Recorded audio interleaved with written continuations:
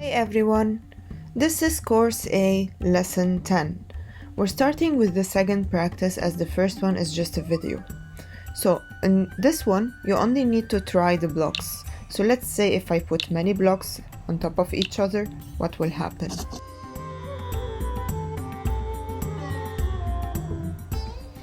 In this level, I need to move 2 steps. If you count them, 1, 2. So it's this way and twice. In this level, I need to move the same direction and I need to do it many times. So instead of putting many blocks on top of each other like that, I can just put one block and use this that is called a repeat block.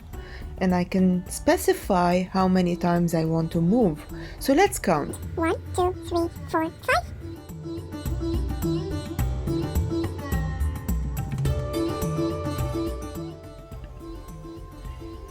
In this level, I also need to move a couple of times, so I will use a repeat block and count them. They already gave me the solution right here, so I will put 5.